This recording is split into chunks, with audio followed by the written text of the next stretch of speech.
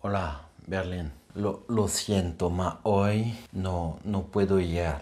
Hay un tío, es un loco, se llama Francis y me pregunta una cosa. No puedo ir, lo siento. Buena suerte. Hasta luego. Genérico.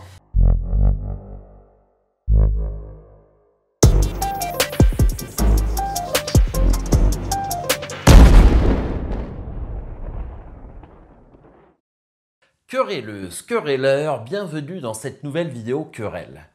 Aujourd'hui, c'est Rétrociné, la séquence dans laquelle on parle d'un film d'un passé proche ou lointain pour vous donner envie de le découvrir ou de le redécouvrir. Je suis TN, votre serviteur. Vous êtes plus de la moitié qui regardez cette vidéo à ne peut-être pas être abonné. Appuyez sur le bouton, c'est gratuit et nous, ça nous aide vraiment. Ça permet à la chaîne d'évoluer et de continuer, de vous proposer un maximum de séquences, que ce soit en live, des interviews ou bien encore des vidéos comme celle-ci. Vous pouvez aussi mettre un commentaire, on les lit tous, mais on répond quand on peut. Dans cette vidéo, nous parlons du film Les chariots de feu du réalisateur britannique Hugh Hudson.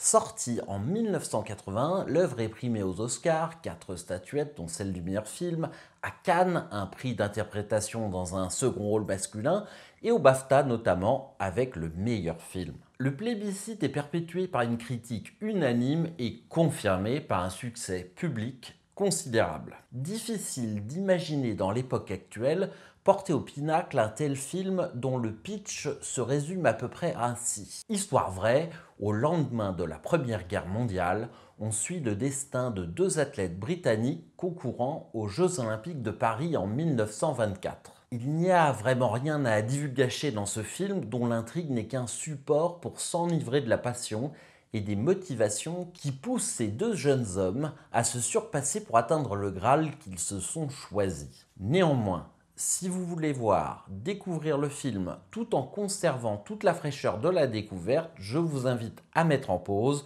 voir le film et revenir après pour regarder cette vidéo et partager vos impressions dans les commentaires. Sachez simplement qu'il s'agit d'un chef-d'œuvre aux images et à la mise en scène magistrale, porté par une musique originale dont les mots pourront difficilement rendre compte de la majesté, le meilleur de Vangelis.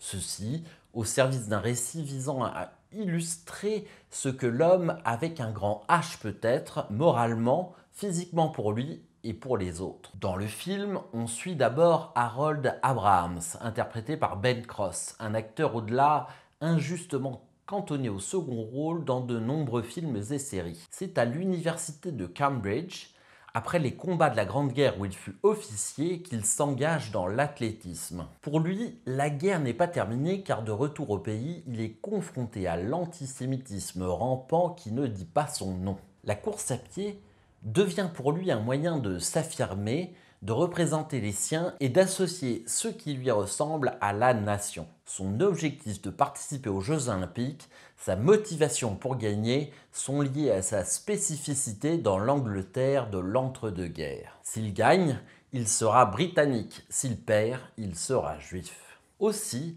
il ne s'épargnera aucun effort, aucun sacrifice, ni ne renoncera devant l'adversité personnifiée par les doyens de l'université, outre les difficultés normales de la compétition. Il vit sa judaïté comme un handicap dans cette société. Qu'à cela ne tienne, il se battra jusqu'au bout pour faire célébrer cette nation qui le traite pourtant comme un citoyen de 2e catégorie. L'élan patriotique est exprimé dès le titre avec une référence à l'ode de William Blake contenant le vers « Bring me my chariot of fire ». Une référence qui m'aurait échappé comme à la plupart des spectateurs non anglais si je n'étais tombé devant lors de mes recherches autour du film. Ce message crypto-british résonne particulièrement avec la personnalité d'Abrahams.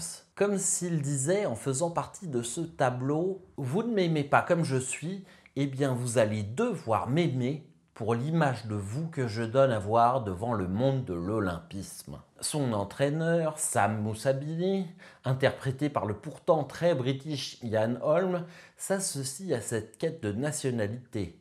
La victoire de son élève pourrait lui apporter des opportunités d'intégrer la communauté britannique, ce dont il rêve. Chariots of Fire nous apporte entre eux une collaboration unique et iconique au cinéma, notamment avec une scène copiée maintes et maintes fois dans laquelle Ian Holm théorise la façon dont Abrams va devoir convertir son talent pur en maîtrise de son art de la course à pied. Have you got another 2 coins, Mr. Abrams? Réflexion sur le travail et l'apport de l'expérience pour faire de ce qui est bien quelque chose d'exceptionnel. Une scène magistrale, probablement celle qui valut à Ian Holm son prix d'interprétation à Cannes. De cet échange, Abrams va méthodiquement révolutionner son travail et surpasser ses échecs. Mais pour tout un chacun, c'est un enseignement à prendre en considération. Les passerelles entre la jeunesse fougueuse et l'expérience de la maturité. L'autre athlète, c'est Eric Liddell, missionnaire presbytérien, c'est-à-dire un chrétien d'Écosse très orthodoxe et très puritain. Lui court pour Dieu. Il est convaincu que ses aptitudes à la course à pied lui ont été conférées par le Seigneur et par voie de conséquence, il se doit de l'honorer en courant. Quand il constate que les qualifications du 100 mètres sont programmées le dimanche, c'est pour lui un test de sa foi. Les pressions politiques de la délégation n'y feront rien, il ne courra pas le 100 mètres. Devant sa détermination, les officiels cèdent et le changent de course. Cette sous-intrigue est un choix du réalisateur qui a joué avec la réalité historique, puisque dans les faits, Liddell avait connaissance des mois à l'avance de cet état de fait et avait pu se préparer à d'autres distances. Mais on est là dans la force brute des symboles. La motivation de Liddell, c'est de courir pour Dieu. La nation passe après, contrairement à Abrahams. Ainsi, renoncer à la compétition star n'est pas une option. Le dimanche, dans sa foi jusque-boutiste, étant le jour que le Seigneur choisit pour se reposer. Il a pourtant des années auparavant quitté ses fonctions de missionnaire, voyagé depuis l'autre bout du monde pour viser cette course qui alors déjà ne durait pas plus de 12 secondes. Si ces certitudes font de lui un imbuvable prétentieux, c'est un homme droit qui cherche et trouve toutes les réponses à ces interrogations exceptionnelles comme celles du quotidien dans les saintes écritures de la foi chrétienne. Son attachement au symbole se magnifie dans l'idéal olympique, lutte ô combien symbolique entre les nations que Pierre de Coubertin ambitionnait de voir se substituer aux guerres.